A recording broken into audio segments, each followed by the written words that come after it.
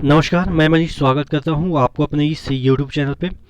दोस्तों, एक बहुत बड़ा अपडेट आप लोगों के लिए है। आप कह सकते हैं एक इन्फॉर्मेशन है। प्रीवियस जो कुछ चीज़ें हुई है उससे सीखने की आवश्यकता है। वही सब चीज़ें जो कि आपके क्वेरी होते हैं, जो आपके डाउट होते हैं कि सर ऐसा कर दिया तो कैसे होगा, ऐसा कर दिया तो कैसे होगा। यानी कि जो बहुत सारे आपके या एक ह्यूमन एरर होता है, उसके बाद का क्या चीज़ होता है, क्या रिस्पॉन्स लेता है आरआरबी, वो सभी हम डिस्कस करेंगे। एक आप देखेंगे नोटिस आया हुआ है वेस्टर्न रेलवे से। देखिएगा यहाँ पे RRCWR.com, इसके वेबसाइट पे ये पड़ा हुआ नोटिस। इसमें आरआरबी जो ग्रुप डी का एग्ज़ाम हुआ था, उसमें नॉन पीडब्ल्यूडी यानी कि जो अच्छे खासे मतलब कि दौड़ने वाले स्टूडेंट होते हैं। पीडब्ल्यूडी का मतलब समझते हैं, और एक नॉन पीडब्ल्यूडी यानी कि जो मेजर स्टूडेंट होते हैं वो नॉन पीडब्ल्यूडी होते हैं, यानी कि जो दौड़ने फाड़ने वाले लोग होते हैं। उनका 1 से 6 स्टेज तक डॉक्यूमेंट वेरिफिकेशन हुआ था। उसके बाद 307 जो ऐसे कैंडिडेट हैं उनका कैंडिडेचर रद्द कर दिया गया है। आप देखेंगे टर्म एंड कंडीशन में उसमें बहुत बार ऐसा लिखा रहता है कि आप ऐसा करेंगे तो आपका कैंडिडेचर जो है वो रद्द कर दिया जाएगा। अगर आप कुछ अनफेयर करते हैं तब भी आपका रद्द कर दिया जाएगा। मिसमैचिंग होता है आपके थंब या जो बायोमेट्रिक होता है उसमें, या कुछ और भी जो कारण होता है। अगर आपने फॉर्म फिलअप गलत कर दिया है तो उसमें भी कैंडिडेचर रद्द हो जाता है। तो टोटल कहने का मतलब ये है कि ये लोग जो कि सिलेक्शन ले चुके थे, दौड़ भी क्लियर कर चुके थे, लेकिन फिर भी इनकी लाइफ में एक ऐसा चीज़ आया जो कि थोड़ा सा माइन्यूट इन्होंने मिस्टेक किया, और उनके इस मिस्टेक के कारण उनको जॉब से हाथ धोनी पड़ी। और आज के समय में आप समझ सकते हैं जॉब का मतलब ही क्या होता है। ये आपसे बेटर कौन समझता होगा जो खुद एक बेरोजगार है, ठीक है ना भाई। तो आप समझ सकते हैं कि इतना मेहनत करने के बाद, इतना पढ़ाई करने के बाद, इधर से उधर ठोकरे खाने के बाद लास्ट में सिर्फ इस कारण आपको जॉब नहीं मिलती है कि आपने थोड़ा सा मिसप्रिंट कर दिया हो, या आपने आपके साइबर कैफ़े वाले ने आपके साथ गलत गलत कर दिया, यानी कि उसने कुछ और भर दिया, आपने कुछ और इन्फॉर्मेशन दिया। तो इसके कारण बहुत सारे कैंडिडेट का रद्द भी हुआ है। और ऐसा नहीं है कि सिर्फ उसी के कारण रद्द हुआ है। एक कारण तो ये है कि जो कि आप खुद जानते हैं कि जानबूझ के किया गया कारण। बाकी हम सब डिस्कस करेंगे। यहाँ पे देखिएगा, यहाँ पे दे रखा है कि कौन कौन से कैंडिडेट रद्द हुआ है। यहाँ पे सभी का रोल नंबर है, तो इसको पढ़ने की कोई आवश्यकता ही नहीं, क्योंकि इसमें आपका तो होगा नहीं। मेन जो मुद्दा की बात है जिस पे मैंने जिसको डिस्कस करने के लिए ये वीडियो बनाया, कि इनका जो हुआ वो आपके साथ ना हो। इसीलिए जब भी कभी भी फॉर्म अप्लाई करें तो आप ये 2 घंटा 3 घंटा या 2 दिन इस पर एकदम से पूरा एनालाइज करें कि आप फॉर्म में क्या डाल रहे हैं, क्या मांगा गया है। क्योंकि आपका ये 2-3 घंटा या 2-3 दिन का मेहनत मतलब कि अगर नहीं करते हैं आप, डायरेक्टली भर देते हैं, 10 मिनट में भर देते हैं, तो हो सकता है आपको बहुत पछताना पड़े, हमेशा ज़िंदगी में याद रहेगा। देखिएगा इसमें जो चीज़ें हैं किसके कारण इनका जो डॉक्यूमेंट वेरिफिकेशन होने के बावजूद इनको जॉब नहीं मिला।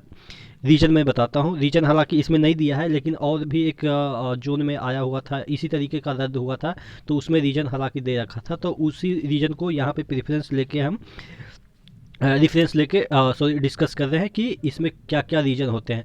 सबसे ज़्यादा जो रीजन होता है कि डॉक्यूमेंट वेरिफिकेशन के बाद कैंडिडेट पहुंचते नहीं हैं मेडिकल के लिए, या डॉक्यूमेंट वेरिफिकेशन में ही नहीं पहुंचते हैं। कहने का मतलब क्यों नहीं पहुंचते हैं ये सबको पता होता है कि हो सकता है कि उनको अच्छे खासे जॉब मिल गए होंगे, इससे बेटर इस वजह से नहीं गए होंगे।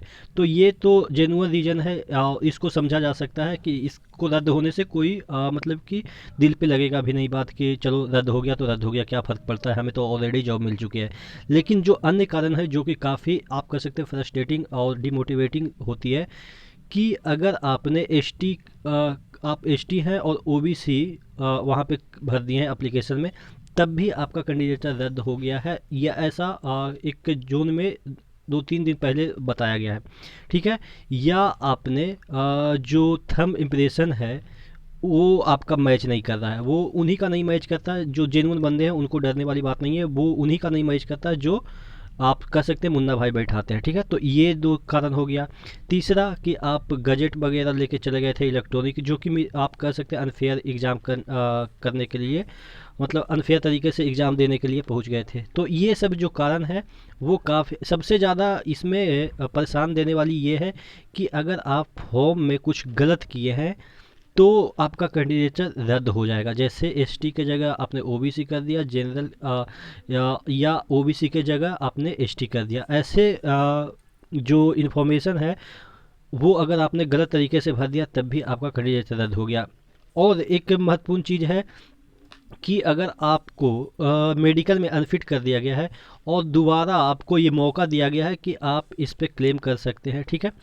तो अगर दोबारा आपने क्लेम नहीं किया, ठीक है, दोबारा आपने क्लेम नहीं किया तो वो आपका कैंडिडेचर रद्द कर देगा। उसके एक लिमिट होती है कि आप 3 महीने के अंदर आप रीक्लेम करें कि हम मेडिकली फिट हैं। आप कोई भी जो डॉक्टर हैं, जो स्टैंडर्ड डॉक्टर हैं एम्स वगैरह के, उनसे अगर वो आपको फिट घोषित करते हैं तो दोबारा आपका रीमेडिकल होगा, रेलवे फिर खुद करेगा। ऐसा नहीं है कि वहाँ से लिखवा के लाए तो रेलवे सोचेगा कि ये तो एम्स से आया है तो इसको फिट घोषित कर दिया जाए।